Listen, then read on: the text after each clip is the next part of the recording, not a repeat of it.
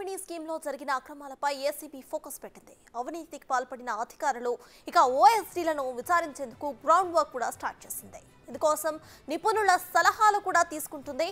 గొర్రెల పంపిణీలో అక్రమాలు జరిగాయంటూ గచ్చిబౌలి పోలీస్ స్టేషన్లో పశు సంవర్ధక శాఖలో ఫైల్స్ మాయమయ్యాయని నాంపల్లిలో కేసులు నమోదయ్యాయి.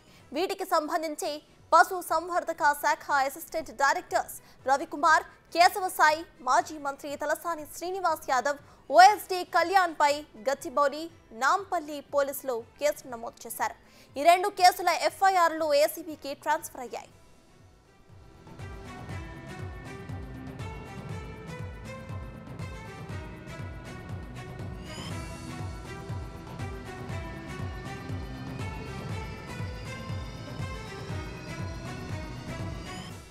ఈ అక్రమాల్లో మంత్రి తలసాని, ఓఎస్డీగా పనిచేస్తున్న కళ్యాణ్, ఇతర అధికారుల ప్రమేయం కూడా ఉన్నట్లు పోలీసులు అనుమానిస్తున్నారు. ఈ క్రమంలో డిసెంబర్ 8న మాసప్ ట్యాంక్లోని పశుసంవర్ధక శాఖ ఆఫీసులకి కళ్యాణ్ అక్రమంగా చొరబడి సిబ్బంది సాయంతో బీరువాలో ఉన్న ఫైల్స్ను బయటకు తెచ్చాడు. కొన్ని చించేసి ముఖ్యమైన ఫైల్స్ను కారులో తీసుకువెళ్లాడు. వాచ్మెన్ మందాల లక్ష్మయ్య ఫిర్యాదుతో నాంపల్లి పోలీసులు కేసులు నమోదు చేశారు. OSD Kalyan, computer operators Eliza, Mohan, attender Venkatesh, ప్రశాంత్లను నిందితులుగా చేర్చారు.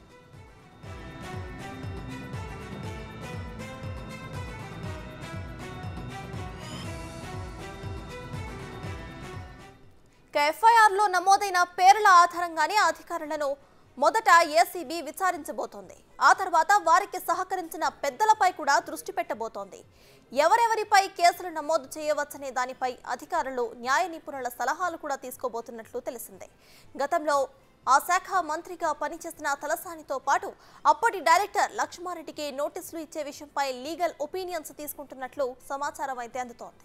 ఇదంతా పూర్తయితే గొర్రెల పంపిణీ పథకంలో జరిగిన అక్రమాలు పెద్ద ఎత్తున బయటపడే అవకాశాలు ఉన్నాయని ప్రచారం జరుగుతోంది.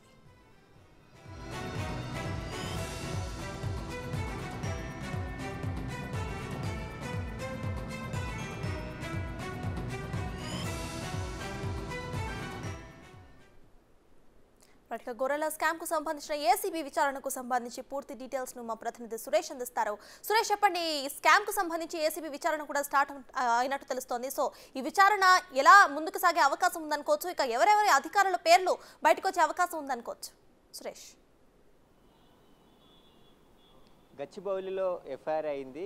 ఈ కేసునే ఏసీబీకి ట్రాన్స్ఫర్ చేశారు. ఏసీబీ అధికారులు ఇప్పుడు ఈ కేసుకు సంబంధించి పూర్తి స్టడీ చేస్తున్నారు. ఈ కేసులో ఇన్వాల్వ్మెంట్ ఎవరెవరిది ఉందనేది కూడా ఇప్పటికే గచ్చిబౌలి పోలీసులు గుర్తించారు కాబట్టి ఆ సమాచారాన్ని అంతా కూడా ఏసీబీ అధికారులకి ఇవ్వడం జరిగింది. దానితో పాటు ఇంకా లోతుగా దర్యాప్తు చేయాలి కాబట్టి ఎవరెవరి పాత్ర ఉందనేది కూడా దర్యాప్తులో బయటకు వస్తుందని చెప్పేసి కూడా ఏసీబీ అధికారులు చెప్తున్నారు. ఇప్పుడు ఈ 2,10,00,000 రూపాయలు ఎవరి అకౌంట్లోకి వెళ్ళాయో ఆ అకౌంట్ డీటెయిల్స్ సంబంధించి పూర్తి వివరాలన్నిటిని కూడా రైతులు పోలీసులకు అందించారు. వీళ్ళ ఖాతాలోకి డబ్బులన్నీ వెళ్ళాయి, మా ఖాతాలోకి రాలేదని చెప్పేసి. దాన్ని బట్టి ఈ డబ్బులు ముందుగా రికవరీ చేసి ఈ 18 మందికి సంబంధించిన రైతులకు అసలు డబ్బులే ఇవ్వకుండా మోసం చేసిన కుట్రలో భాగంగానే మోసం చేశారని చెప్పేసి కూడా పోలీసులు గుర్తించడం జరిగింది. ఇప్పుడు ఏసీబీ అధికారులు ఈ స్కీమ్ పైననే పూర్తిగా దర్యాప్తు చేయనున్నారు. మొత్తం ఇప్పటి వరకు ఈ స్కీమ్లో ఎన్ని డబ్బులు ఖర్చు పెట్టారు, ఎంత లబ్ధి పొందారు ప్రజలు, అసలు ప్రజలకు నేరుగా ఆ డబ్బులన్నీ చేరాయా, అంత విలువ గొర్రెలు చేరాయా లేదా అనేది కూడా ఏసీబీ అధికారులు తేల్చే పనిలో ఉన్నారు. ఎందుకంటే లబ్ధిదారులందరూ కూడా ఈ గొర్రెలకు సంబంధించి మొదట బాగానే ఇచ్చినప్పటికీ దీనికి వెనకాల దళారులు, కాంట్రాక్టర్లు, పశుసంవర్ధక శాఖ అధికారులు కూడా తోడు కావడంతో వీరందరూ కూడా కమిషన్ పంచుకున్న తర్వాత మిగిలింది లబ్ధిదారు వరకు కూడా చేరింది. కాబట్టి 1,60,000 రూపాయల ఒక యూనిట్ విలువకు సంబంధించి 60 నుంచి 70,000 విలువ చేసే గొర్రెలు కూడా లబ్ధిదారులకు రాలేవని చెప్పేసి కూడా చాలామంది చెప్తున్నారు. అయితే ఈ 18 మంది రైతులు లబ్ధిదారులు కాదు, అమ్మిన వారు, తెలంగాణ పశుసంవర్ధక శాఖకి గొర్రెలు అమ్మిన వారు, పల్నాడుకు సంబంధించిన రైతులు. వాళ్ళు గత 4 నెలల నుంచి కూడా వాళ్ళ చుట్టూ తిరిగినప్పటికీ కూడా ఎలాంటి ప్రయోజనం లేకపోవడంతోనే వాళ్ళు గచ్చిబౌలి పోలీస్ స్టేషన్లో కంప్లైంట్ చేయడం జరిగింది. గచ్చిబౌలి పోలీసులు కేసు నమోదు చేసి విచారణ జరుపుతూ ఈ స్కామ్ అంతా కూడా బయటికి వచ్చింది. అయితే ఇప్పుడు ఏసీబీ అధికారులు దీనిపైన దృష్టి పెట్టారు కాబట్టి పశుసంవర్ధక శాఖకు సంబంధించిన డైరెక్టర్తో పాటు అసిస్టెంట్ డైరెక్టర్లు ఇద్దరు ఈ కేసులో ఇన్వాల్వ్మెంట్ నేరుగా ఉన్నారు. ఎందుకంటే వాళ్ళు పల్నాడుకు వెళ్ళారు, రైతులతో మాట్లాడారు, ఆ రేట్ అంతా కూడా ఫిక్స్ చేసి గొర్రెలు తీసుకొని వచ్చేసారు. కానీ డబ్బులు మాత్రం చెల్లించలేదు. ఆ డబ్బులు వాళ్ళకి సంబంధించిన బినామీ అకౌంట్లకి ట్రాన్స్ఫర్ చేయించుకున్నారు, ఆ రైతులను మోసం చేశారు. ఇప్పుడు టోటల్గా వాళ్ళు 18 రైతులు కాదు, రాష్ట్ర వ్యాప్తంగా ఇలా ఎంత మోసాలకు పాల్పడ్డారు.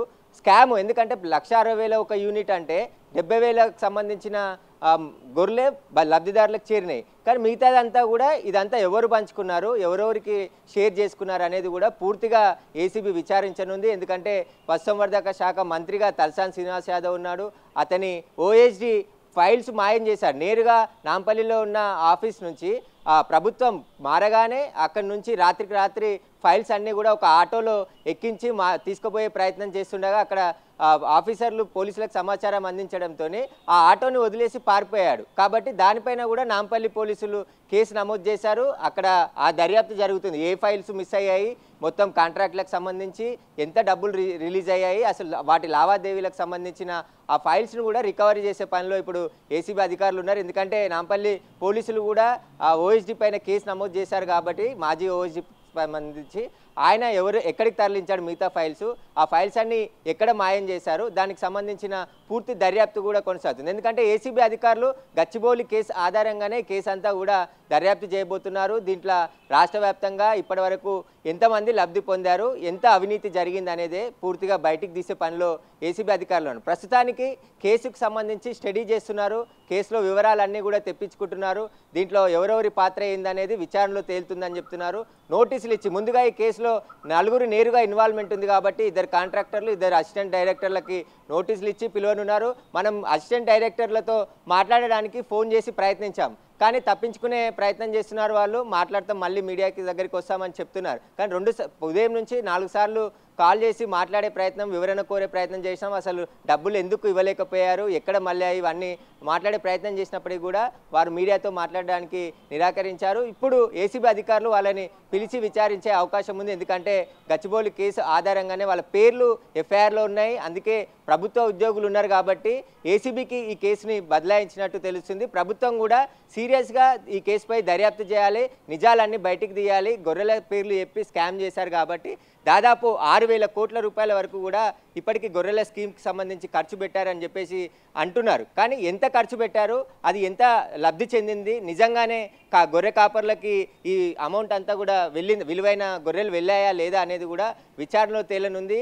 మొదటి నుంచి కూడా ఈ స్కీమ్ పైననే గొర్రె కాపర్లే వ్యతిరేకంగా ఉన్నారు. ఎందుకంటే గొల్ల కుర్మలకు సంబంధించిన ఈ స్కీమ్ తీసుకొచ్చాము, వాళ్ళ అభివృద్ధి తీసుకొచ్చామని చెప్పారు. కానీ ఎవరికి కూడా ఆరోగ్యవంతమైన గొర్రెలు ఎవరికి ఇవ్వలేదు. నాసిరకమైన గొర్రెలు ఏదో కొంతమందికి మంచివి ఇచ్చి మిగతా వారందరికీ కూడా నాసిరకం ఆరోగ్యంగా లేని గొర్రెలని ఇచ్చారని చెప్పేసి కూడా లబ్ధిదారులు ఆరోపించారు. ఆ గొర్రెలే మాకొద్దు అసలు అని చెప్పేసి కూడా కొన్ని చోట్ల చెప్పారు. నేరుగా ఆ డబ్బులన్నీ మాకే అకౌంట్లోకి వేస్తే మేమే దానికి సరిపడా గొర్రెలు కొనుక్కొని కాచుకుంటాం కదా, నిజమైన లబ్ధిదారులకి ఇస్తే ఇదంతా కూడా బాగుండేదని చెప్పేసి కూడా చాలామంది చెప్తున్నారు. ఓన్లీ గత ప్రభుత్వం ఎలక్షన్ల కోసమే, ఎలక్షన్ల ముందు బై ఎలక్షన్లు వచ్చినప్పుడు, అదేవిధంగా మామూలు ఎలక్షన్లు వచ్చినప్పుడు సమయంలోనే ఈ అడావుడి చేసి మొత్తం దళారులకు కాంట్రాక్టర్లకు ఇదంతా కూడా లాభం చేకూర్చే విధంగా కూడా అప్పుడున్న అధికారులు పనిచేశారని చెప్పేసి కూడా ఈ ఘటనతోని వెలుగులోకి వచ్చింది. ఖచ్చితంగా పూర్తి దర్యాప్తు చేసి ఈ స్కామ్కి సంబంధించి పూర్తి వివరాలు కూడా బయటికి తీస్తామని చెప్పేసి ఏసీబీ అధికారులు చెప్తున్నారు. Right, thank you Suresh.